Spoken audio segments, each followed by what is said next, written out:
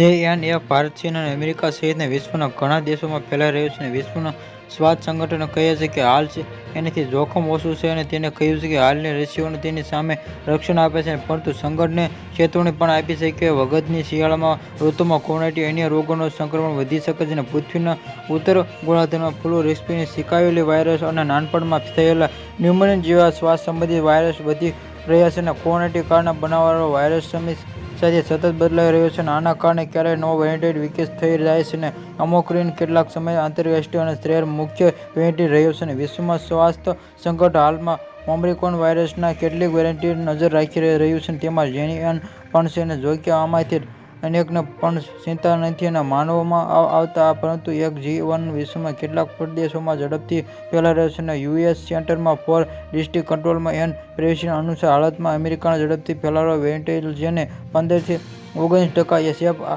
માટે જવાબદાર છે, તો બ્રિટનની સમસ્યા સુરક્ષા એજન્સીએ કહ્યું છે કે કોવિડ પોઝિટિવ એટલા કેસોમાં લેબોરેટરી પરીક્ષણ કરાયું છે કે તેમાં આશરે 7% છે અને 1 કેસ હતા અને એજન્સીએ કહ્યું કે તે એનાથી એક અન્ય વેરિયન્ટ પર હાજર તમામ ડેટા નજર રાખવામાં ચાલુ રાખશે. Subscribe my channel.